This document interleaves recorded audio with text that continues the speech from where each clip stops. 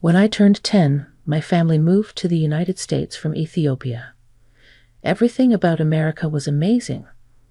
The land of opportunities, the people, and the culture. I was in love with the place. Because of the financial success of my dad, it was rather simple for us even to immigrate. I was in high school when I met Sander, a guy who would later become my husband. We were on and off for a few years until I celebrated my 20th birthday. We finally decided to spend the rest of our lives together and see where that journey would take us. I was ecstatic. I was dying to be with him. There was one person who was less than enthralled about our plan, though. Olive, Sander's mom.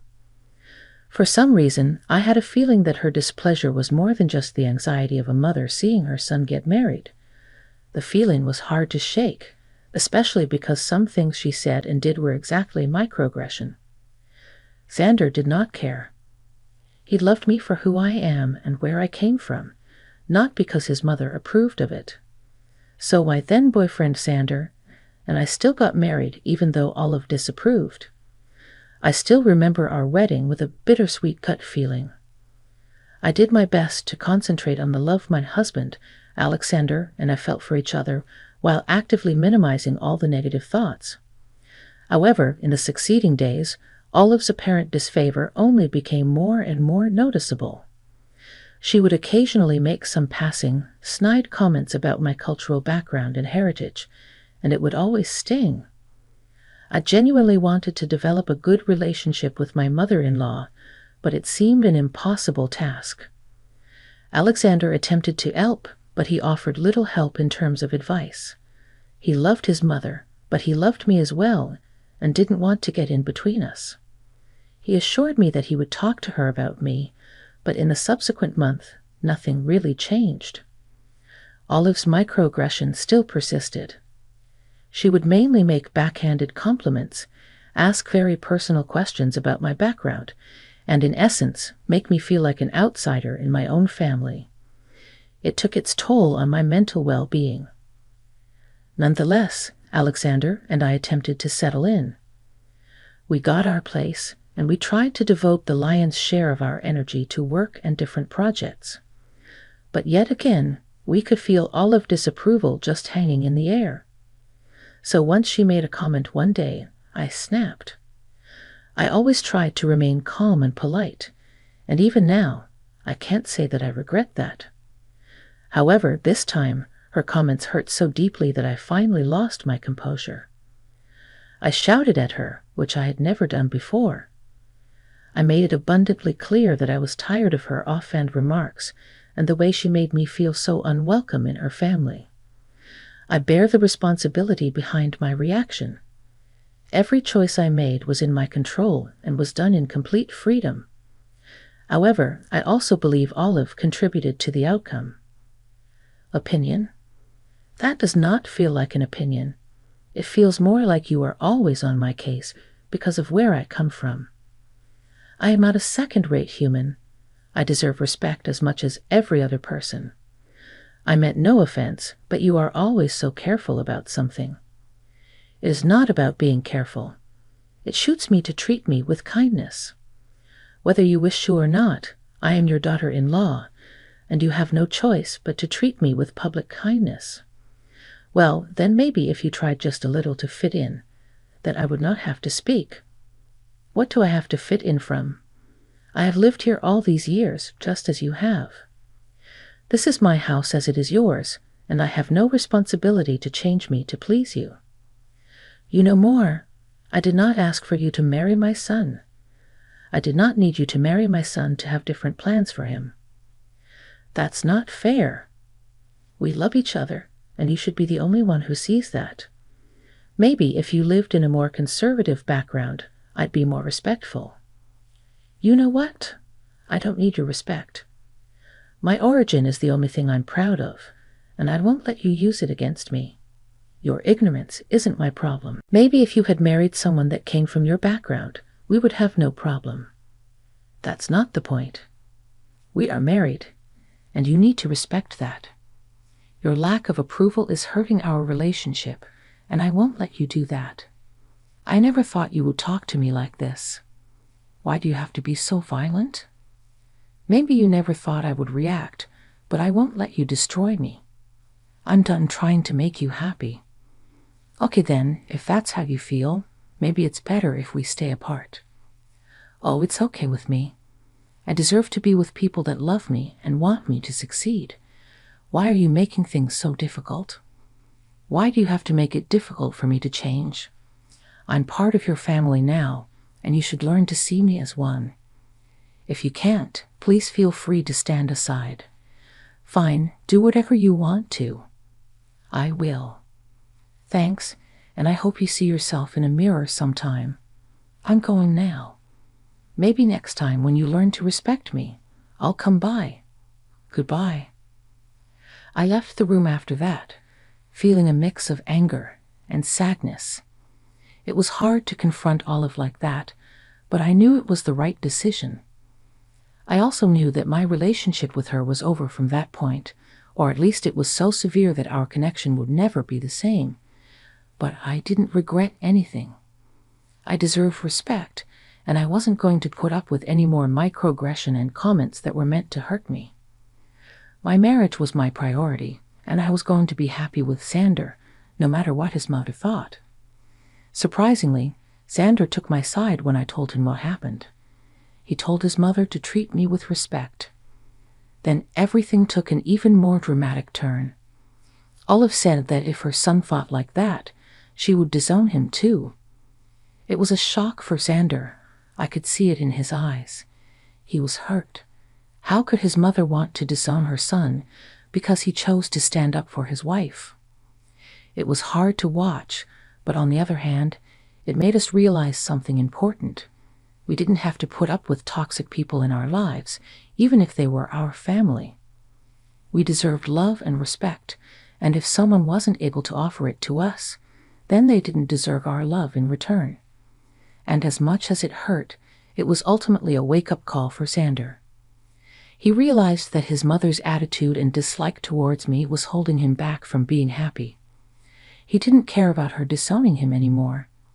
He was going to live with me, and that was it. And those months have passed since Olive cut us out of her life, but Xander seems even more affected by his mother's decision. He still misses her despite everything she said and did.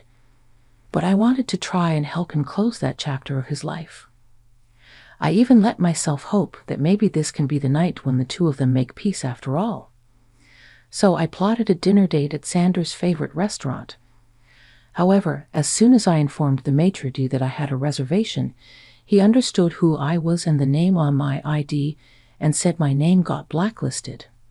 My ID and present name were in a database. Staring at him in disbelief, I asked to speak to his manager. And that's when I saw my mother-in-law. Not my real mother-in-law, but you know what I mean. It hadn't been idle all those months. It turned out she had also bought more assets. One of them turned out to be a small chain of family restaurants that includes Chili's, mine and Xander's beloved place. Coincidence? I think not. Seeing her smug face, I couldn't help but be taken aback. Well, what do we have here? I wouldn't imagine seeing you two at my workplace. Olive announced. She told us to leave. Xander tried to reason with her quietly at first, but soon he was shouting at her and at us. The restaurant staff seemed not to know what to do. They turned a blind eye to the scene happening next to the front door. Olive, Xander, and I found ourselves staring at each other with the door keeping us apart. Olive, we didn't come here to cause a ruckus. We want to have our dinner with you. Xander tried to talk with her, but she wasn't even thinking of listening. I wouldn't believe you two wanting to spend a quiet dinner in this place, she boasted, full of a grandeur. It's quite funny to see the two of you standing there begging me to let you in. What do you mean, Mom? We always enjoyed it here, and now all of a sudden you're not allowing us in. Actually, Xander, it's quite simple. When you decided to idiotically marry this person, I warned you, and you wouldn't listen to me. So I had to come up with a way of stopping you. I can't have my son make such a stupid decision, so I guaranteed that my business was safe from your ineptitude. You're absolutely disgusting. You know that? You're intentionally set against us. Are you blacklisting us from your restaurant to get back at us for something, Sander? Please, grow up. I can't have someone like you involved with my name. This is insane, Mom. You're taking your prejudice over your son. You're the one who made this call, Sander. Don't put your own faults on me. By now, pretty much everybody in the restaurant had their eyes on us. It was mortifying to be kicked out of Chili's. Don't bother, Sander. Let's just go. You're right, Amara. She's just not worth it. Yeah, get out of here. No one here wants you. And so we did. We started walking down the street, not knowing where to go. Sander was so upset, and I just listened to him pour his heart out on how much he loved Chili's. Babe, it's going to be fine. Tell me all about it. I know it's just Chili's, but when I was young, my dad and I would go on regular days, order our favorite food, and sit by the window. It felt like we were king of the world during those days. It was where we could connect. I know, babe. What a wonderful memory. Can you believe Olive thinks it's okay to take it from you? And the worst thing is, she knows how much that place meant to me. What my dad meant to me. And just because she doesn't like that I married you, she's trying to ruin every good thing. That isn't right, Sander. You deserve something better. I wish I could make this all go away. It's just not fair that she's tearing this family apart. I thought families were supposed to build each other up, not break each other. It is hard to understand, but everyone has their own prejudices. Even when it comes to family, they can hold us back. You're right. I don't want to waste my time on her anymore. We've got each other, and that's all that matters. Champions. We say in a sing-song tone. We're getting through this, and hey, I have a surprise that might cheer you up a little. Oh, what is it? Well, I've heard that my dad owns the whole complex of buildings on this street, including Chili's. Wait, what? Why didn't you tell me that before? It was a recent deal with some investors, and I didn't know how it would all go down. I wanted to say it as a surprise when we were already sitting in the Chili to celebrate, you know. Amara, that's fantastic. Congratulations to him from me. Save this for later. Right now we have important work to do for your mom. What do you mean? I mean that my dad owns the complex, and he's the one who Olive's going to meet soon. He's in his office, that's 3 floors above ours. He's probably already read this document and isn't pleased.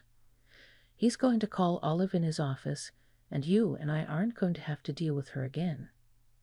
Do you understand what I mean? I do, and I feel relieved. I decided to call my dad right now, and I put him on speaker so Sander could listen. I said everything, and I looked at how this affected Dad. He was not too happy. Don't worry one bit. I'll sort Olive, and I'll give her a hell of an earful too. 30 minutes, and let me deal with this personally, my dad said. I felt relieved and concerned at the same time hearing that from him. I was relieved because I knew he would handle the situation. However, I didn't want it to get messy. I wasn't that terrified for Olive. I was mostly worried, thinking how deadly my dad could get. He was an incredibly tough person to battle, and I knew he always hated to be unfair and cruel to his customers. Sander and I found ourselves standing and waiting for my dad to show up to Chili's. I didn't know how my father wanted the situation to turn out, but I was confident that he knew what he was doing. 1 moment passed by, and Dad walked in with a confident stride, and I knew something drastic was going to happen. He called for Olive, and the whole restaurant turned to see what was going on. She got out of the restaurant, looking all irritated, and that she could brush Dad off like she did to us. Dad tilted an eye on Olive. Sounds like you guys aren't keeping up with the latest news, Olive. Did they stutter when they announced the new owner of the third complex on Blue Street? Olive gave a surprised look that I will never forget. Dad grinned and said, "Well, that would be me. I'm the new owner, and let me tell you something.